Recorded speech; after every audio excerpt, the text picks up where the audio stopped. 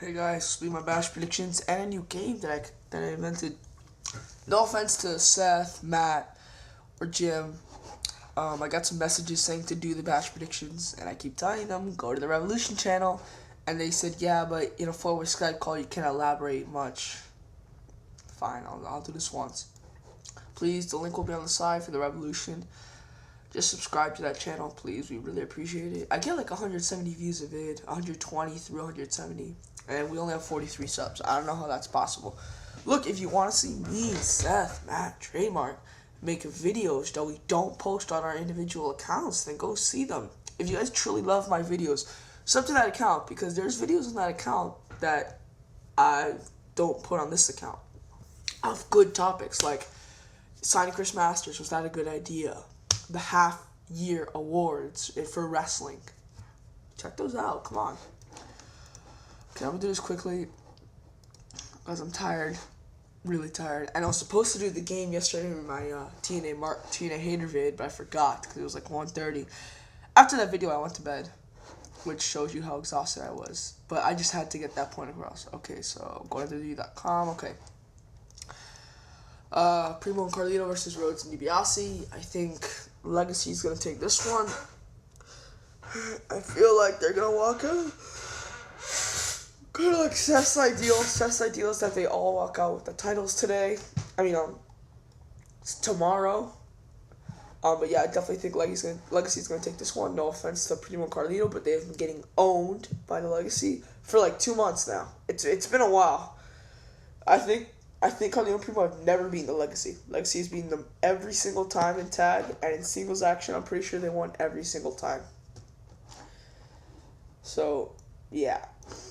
They just freaking own Primo and Carlito. So, yeah, I think they're going to win. Definitely take the titles. Plus, it was like a year to this day when they won them in the first place. Of course, there's going to be a rematch Night of Champions. Expect the Night of Champions to be the Bash 2.0. Because a lot of titles are going to be defended, and they have to defend all the titles next month. So, expect a lot of rematches. Except maybe Jericho Ray. I don't think that will go much more. Okay, the Great Khali versus Dolph Ziggler. Really, WWE? Edge Morrison. You could have put that in there. I know they had no real build-up, and I guess Khali Ziggler had a little bit more build-up, which made more sense. But you could have extended Morrison Edge over a few weeks. You could have done more with it. And that could have been a 4-star match.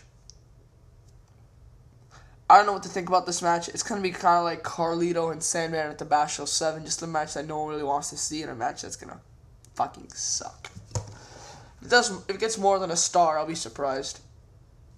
I like Dolph, but I don't know. We'll really have to wait and see. Maybe they'll surprise us. So yeah, I'm picking Dolph on this one because WWE wants to push him. Women's Championship match. Melina versus Michelle McCool. Michelle McCool is banging The Undertaker, and I heard a rumor that she's marrying The Undertaker. I don't know if that's true. It's just a rumor that I heard. But I do want to see Melina and Gail Night of Champions. No, WWE won't do it. They won't because they're WWE. They give Michelle McCool the Cena push. So yeah, Michelle's gonna win this one. Sadly, I don't want to see it happen, but it's gonna happen, and we all know it. The scramble match might go first. I'm not sure. But in this one, I picked Christian as opposed to other people. Everyone else said Jack Swagger. It's either gonna be Jack Swagger or Christian. We all know it. Of course, we all thought Chamber would retire last month, and he didn't. So maybe we're wrong. But I don't know. It's basically who does WWE trust more with the ECW title, and I think they trust Christian more than Jack.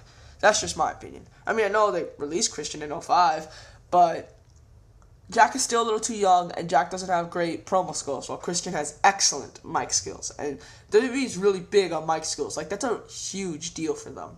And so that's why I think they trust Christian more than Jack. Even though it's the ECW title, but still.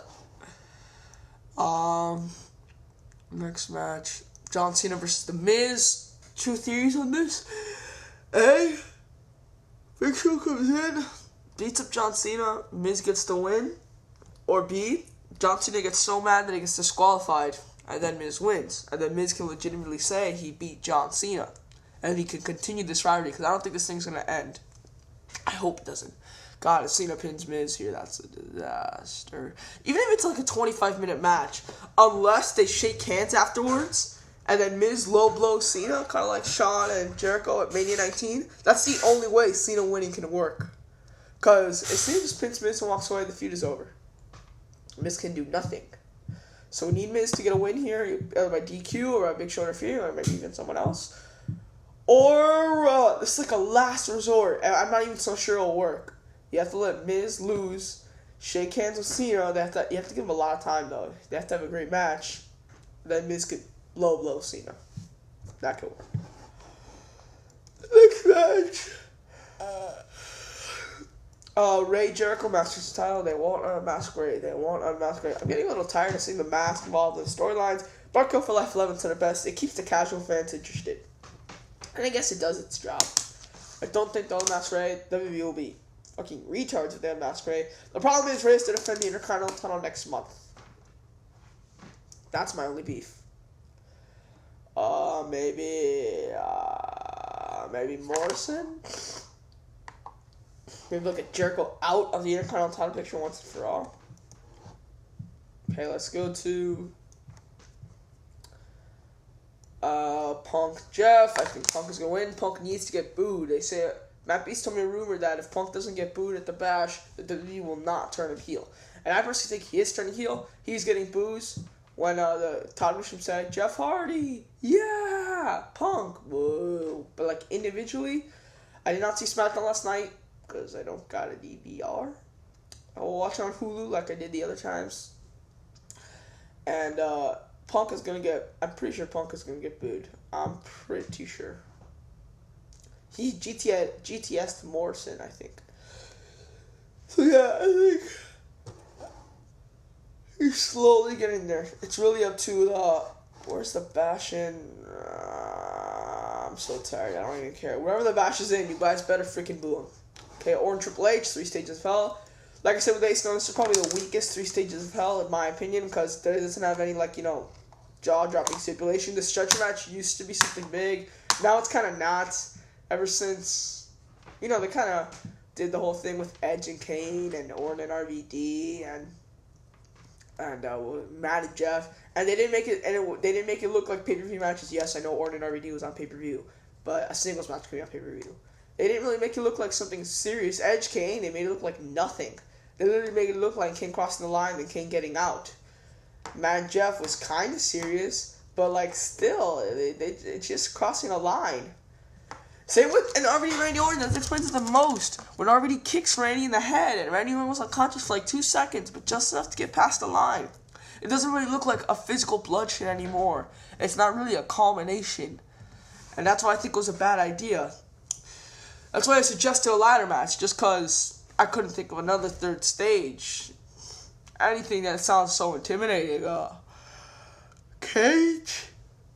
Iron Man? I don't know. Really, just anything but a stretchers match. It's not really a good combination. Falls Count Anywhere, like I said, they should have said street fight, but I'll take Falls Count Anywhere any day. I think this will be a good match. I think Orton will win. I think he'll do it the way I expect him to. Low blowing Triple H, pushing him just enough to pass the line. Triple H gets pissed off, beats Randy Orton. Obviously, this will go to a 3rd fall. I expect Triple H to win the first fall within 5 seconds. Hear me out here. It makes Orton look embarrassed, and then later on in the match, Orton can get the win in the 2nd, or can get the win in the 3rd, therefore hopefully regaining some credibility. Because that's what I think they'll do, kind of like Angle Benoit Judgment Day. When Angle pinned Benoit in 60 seconds, I didn't think Angle was weak. It was funny, because Angle was a heel, and he was crowding around like that. So that's how I think they'll handle that. It's going to be a good match, in my opinion. A new game. Rawless P from Movie Buzz does a thing called competition. And you know what? I'm going to do competition.